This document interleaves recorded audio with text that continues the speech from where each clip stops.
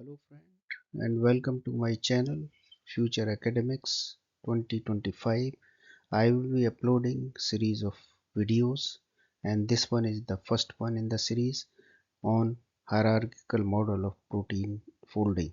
According to this model, protein folds in a stepwise manner and it is believed that protein folding has four distinct levels of structural organization. They are primary structure, secondary, tertiary and quaternary structures.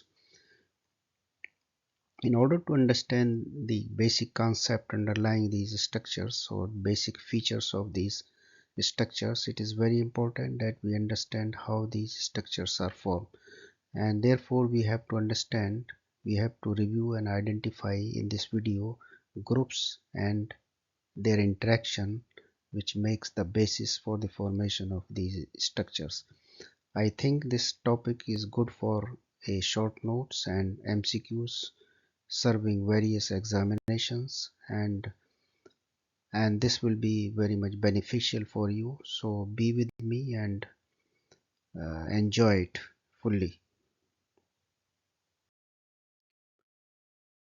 So just to give you the brief introduction on the different level of organization in a folded protein, there are four levels. If you see here, first one is primary structure of protein, which is linear sequence of amino acids in a polypeptide chain.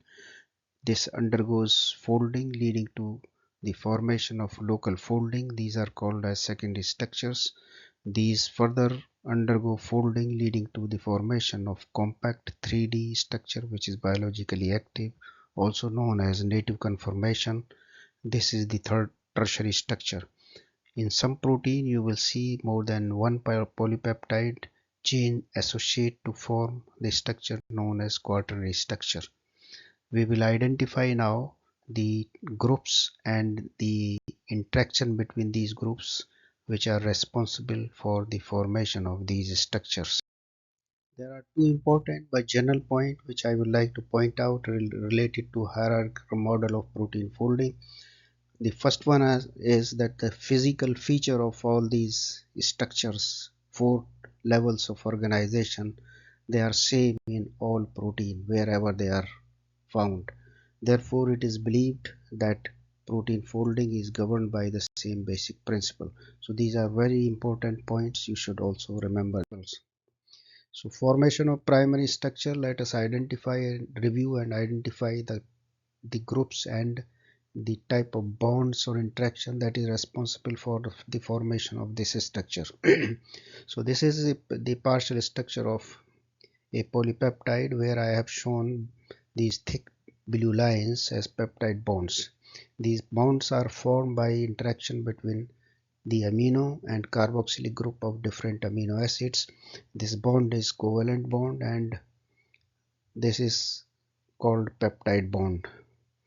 These peptide bonds therefore are responsible for the formation of primary structure. So what are the groups which are involved in the formation of peptide bond? Amino group and carboxyl group of amino acids. So let us review and identify the groups and their interaction which make the basis for the formation of secondary structures.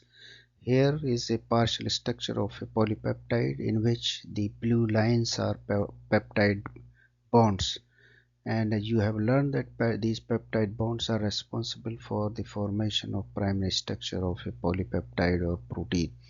In this structure, on each peptide bond, amide hydrogen and carbonyl oxygens have a tendency to interact through hydrogen bonding with the other peptide bond. So this hydrogen bonding between the peptide bonds is responsible for the formation of secondary structures. There are 5 different types of secondary structures, including alpha helix, beta sheet, beta turn, secondary structure and non-repetitive secondary structure. All these 5 types of structures are stabilized by hydrogen bonding between different peptide bonds. So this is a very important point. In this structure, each peptide bond has a capacity to form 2 hydrogen bonds, which is a stabilizing force for this structure. So finally, let us review and identify the groups and their interaction that form the basis for the formation of these structures. So this is the structure of a polypeptide, and we have learned that the peptide bond and the hydrogen bond between these peptide bonds are responsible or has been utilized in the formation of the primary and secondary structures. So the remaining side chain group R1 to R5, they interact through various type of bonding to form the basis of these structures, tertiary and quaternary structures. The type of bonds between these R groups will entirely depend on the nature of these groups. This could be hydrogen bonding, hydrophobic interaction, covalent bond, disulfide bridge, or electrostatic interactions. So, in summary, the peptide bonds between amino acids form the basis of primary structures. Hydrogen bonding between the carbonyl oxygen and amide hydrogen in different peptide bonds are responsible for the formation of secondary structures. And lastly, the interactions between the R group or side chain R group are responsible for the formation of the quaternary and tertiary structure of protein. So if you think this is beneficial for you, please like it, subscribe it, and share it with your friends who are interested in learning protein biochemistry.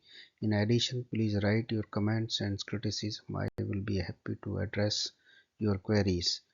Until then, take care and bye bye.